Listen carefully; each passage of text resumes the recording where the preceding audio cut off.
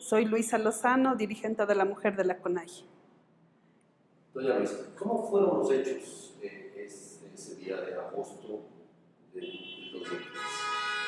2013? Bueno, cumpliendo un mandato y una resolución desde los pueblos y nacionalidades, se comenzó a trabajar desde las comunidades, las necesidades que iban saliendo, ya que el Estado ecuatoriano iba por encima de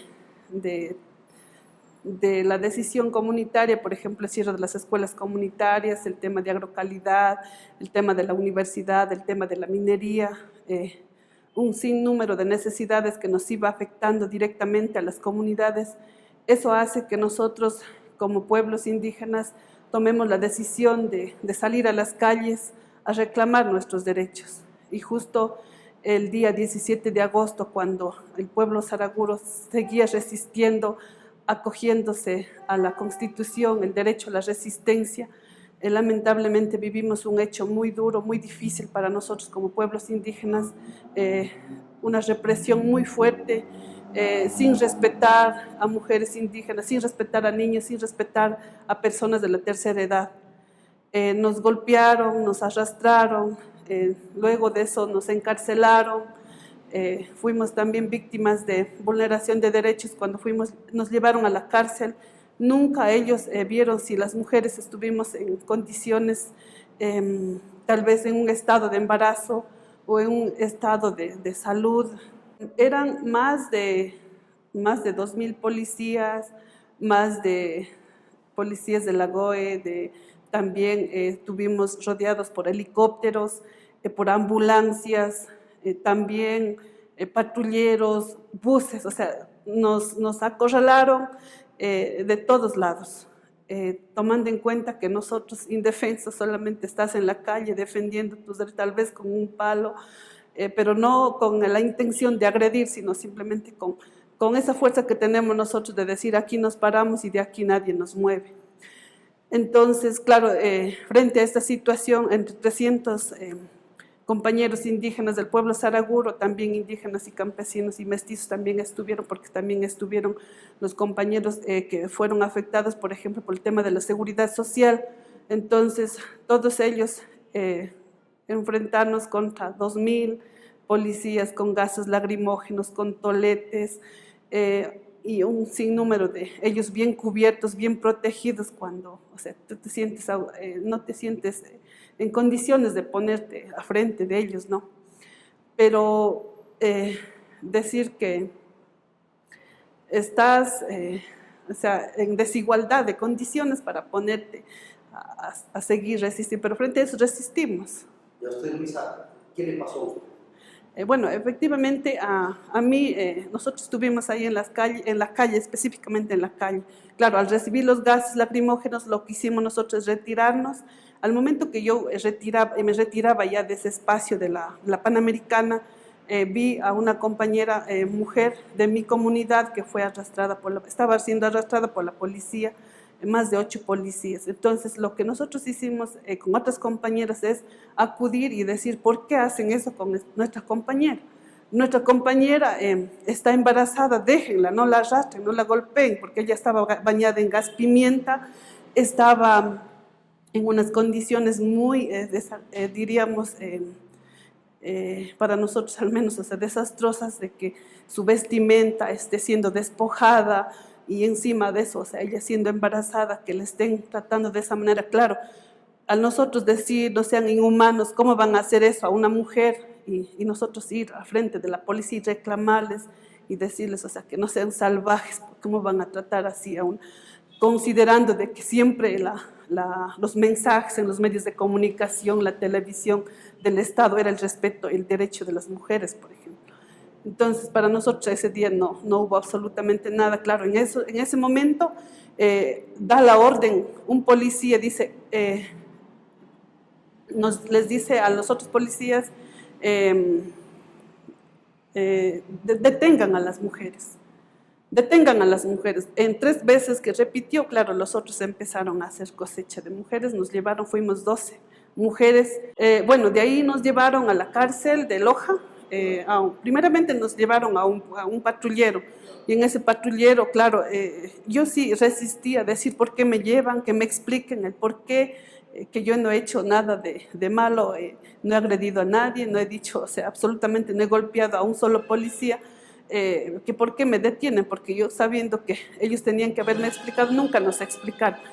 Pese a la insistencia de que yo tenía una niña en mi casa que estaba enferma, pero, o sea, nunca hicieron caso a nada. Nos cogieron, al momento de ponernos en el patrullero, por ejemplo, o sea, yo no quería que me pongan las esposas, pero de un toletazo, o sea, te dicen, ¿te dejas poner la esposa?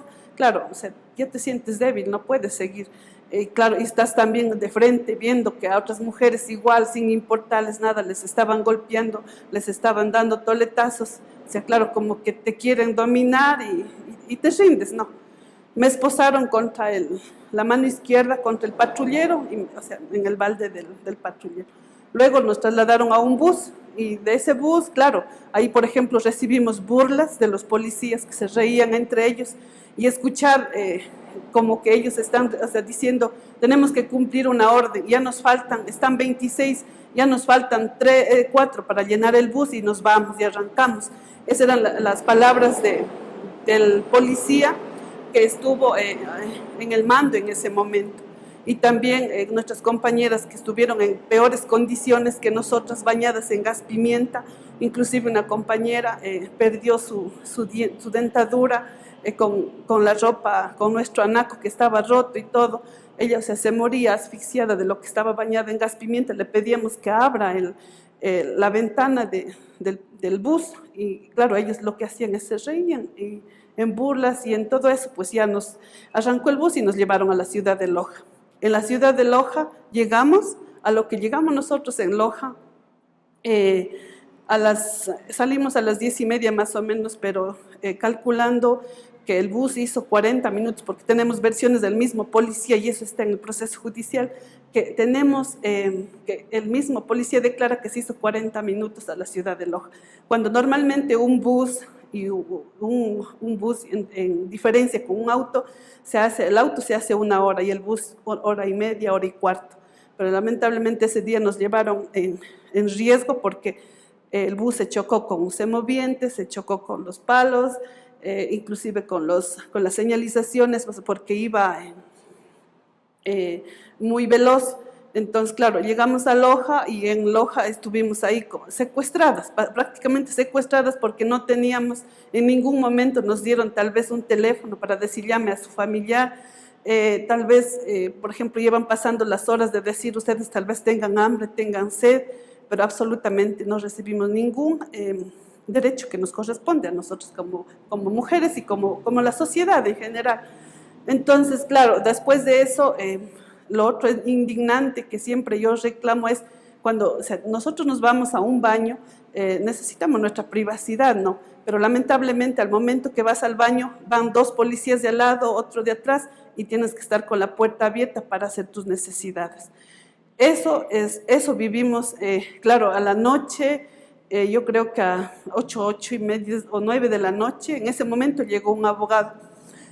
Ellos nunca nos dijeron dónde nos tenían, porque toda la gente, inclusive tengo un testimonio de un pariente que nos buscó todo el día en un taxi buscándonos, dándose 1000 vueltas en la ciudad de Loja, que el otro le decía que está por acá, el otro por acá, y nunca nos encontró. Pero yo ahí también sí debo reconocer que sí hay policías que estuvieron con nosotros. Entonces un policía dijo, ahí afuera, gente de ustedes buscándoles, mándenme a comprar algo para yo decir que voy a comprar y así pueda avisarles a los familiares que ustedes están aquí. Hicimos eso, se fue el señor policía y él tenía miedo a ser sancionado también porque no podía hacer eso, pero la solidaridad de él nos ayudó para que nosotros, nuestros familiares, nos encuentren y así puedan buscarnos. ¿Usted permaneció en la cárcel o fue liberada y luego detenida? No, durante todos esos días, claro, a la noche se dio la audiencia de formulación de cargos, pero pese a todo, nunca tuvieron pruebas, nunca tuvieron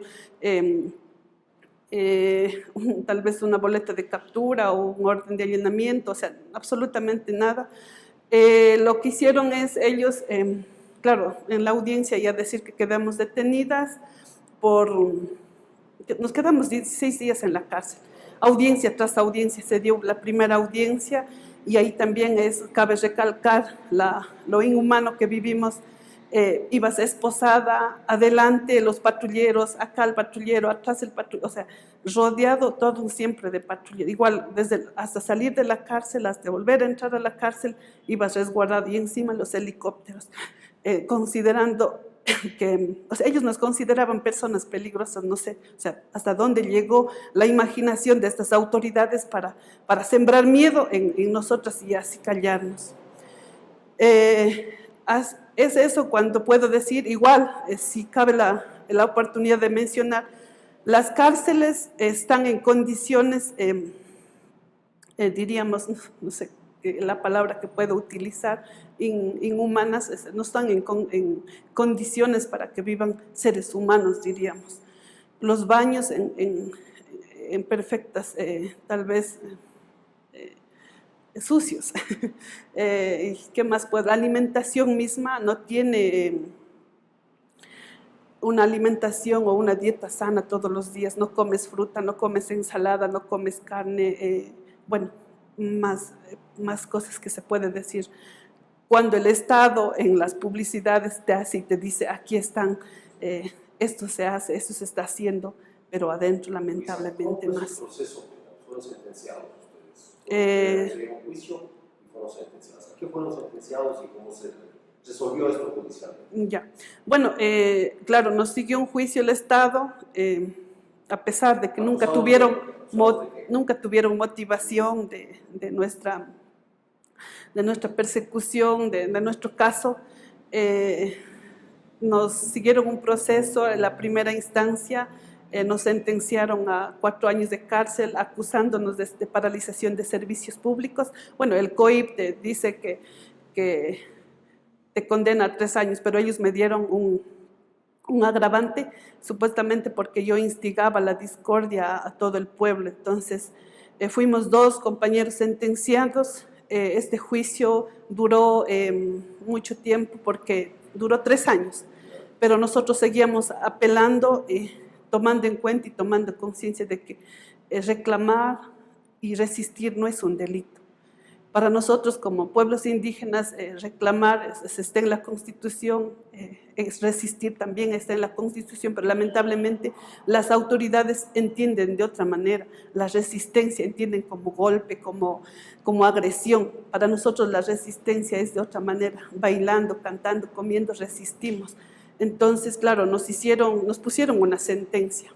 Ha sido bien difícil luchar 3 años con el Estado porque de cualquier manera el Estado estaba ahí, sigue conociendo los jueces y los fiscales, donde ellos recibían órdenes que tienen que sentenciarnos.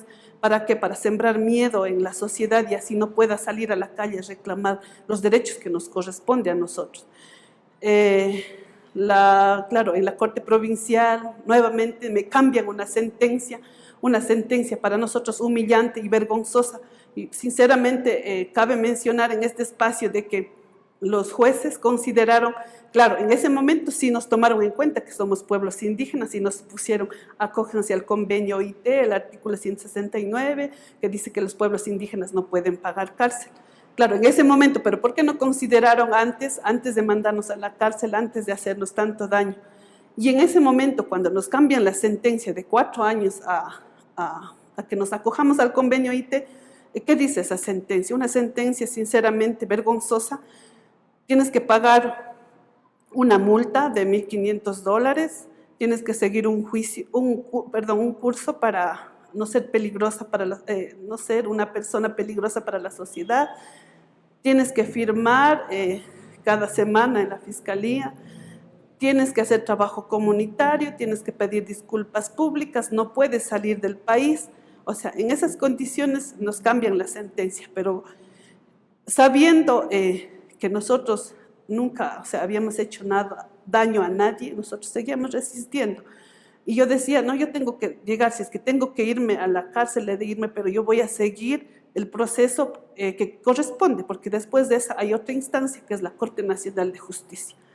Se presentó la la apelación ya a la Corte Nacional de Justicia, ha sido también un trabajo muy fuerte, un trabajo de presión social, ya que mediante cartas, mediante redes sociales, mediante campañas, Resistir es mi derecho, mediante el apoyo de las organizaciones sociales que siempre han estado vinculadas a procesos organizativos y también siempre han estado vinculadas a defender los derechos colectivos de los pueblos, el pueblo colectivo en sí, porque vivimos en un Ecuador que está en un estado plurinacional, entonces siempre hemos tenido esa fuerza y esa fortaleza y el apoyo de hacer todos juntos esta lucha. Entonces llegamos a la última instancia, ahí es donde ya nos declararon la inocencia ya en la Corte Nacional de Justicia, que esto se dio en octubre del 2018. Luisa, ¿cuál fue su reflexión sobre cómo cambió esto su vida, afectó a su familia, a su cotidianidad? Bueno, para mí al menos, bueno, mucha gente dice como que te hizo un favor el Estado. Eso piensa mucha gente, ¿no? Pero sí hay que mencionar que lamentablemente nosotros, la situación económica, viví 3 años en persecución y estás día tras día. Entonces, sí ha sido difícil, pero no ha sido imposible. Cuando uno tiene una firmeza, una convicción de lucha, de decir, yo no puedo permitir que se vulneren mis derechos, una como mujer, una como indígena y otra como ecuatoriana que soy. Entonces yo decía, yo voy a seguir la perseverancia, la constancia de lucha ha sido donde yo tenga que hacer visibilizar que están vulnerando los derechos. ¿Usted tiene 4 hijos? Sí, tengo 4 hijos. Bueno, mis hijos... Sí, bueno, mis hijos son maravillosos. También tengo un esposo que siempre ha estado a mi lado, que siempre ha sido el impulsor, porque a veces yo decía, ya no me quiero ir a las redes sociales, ya no me quiero ir a las entrevistas, porque a veces, o sea, te sentías desgastada o sea, de todo, ¿no? De todo lo que estás viviendo, de toda la discriminación y, o sea, en sí muchas cosas, ¿no? Que nos afectan. ¿Cómo afectó esto a la comunidad? ¿Al pueblo se hizo a la organización? Bueno, yo siempre, en todos los espacios que he estado, siempre he agradecido al pueblo porque ha sido un pueblo de lucha, un pueblo referente a nivel nacional. Sí, un poco como que quedó sembrado el miedo, pero hay mucha gente que a pesar de todo eso que pasó y que vivió, nos hemos fortalecido y hemos tomado conciencia que la lucha social, la presión social, o sea, hace fuerza para lograr nuestros objetivos. Entonces, hemos ganado un gran espacio, un respeto, diríamos, a nivel de provincia también, porque conociendo de que la provincia de Loja es mi provincia, pero siempre vivimos la discriminación y el racismo. Entonces, hemos tomado este espacio, ¿no? Hemos subido este escalón de respeto. Igual, mi comunidad también siempre... vivimos la solidaridad, siempre han estado con nosotros, conmigo en especial también. Más aún de fortalecernos y de tomar conciencia el por qué luchamos.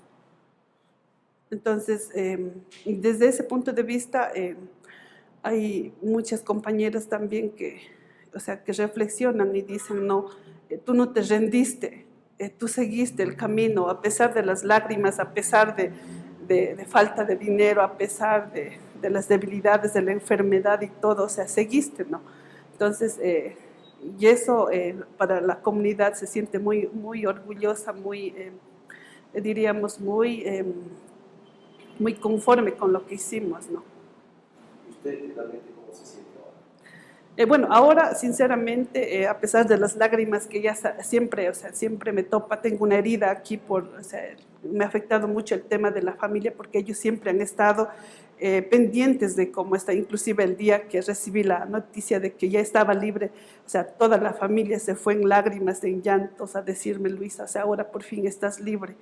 Entonces ahí yo sentí también, o sea, cómo ellos también han estado viviendo, no solo yo, sino todo el círculo, tanto la familia y la comunidad y el pueblo en sí, de cómo hemos estado viviendo esta vulneración de derechos y esta persecución desde el Estado, desde ese entonces, del anterior régimen, hacia la sociedad, y específicamente esto era apuntado a los pueblos indígenas. Más allá de eso, decir que sí, he ido yo también tomando conciencia y haciendo un trabajo muy fuerte.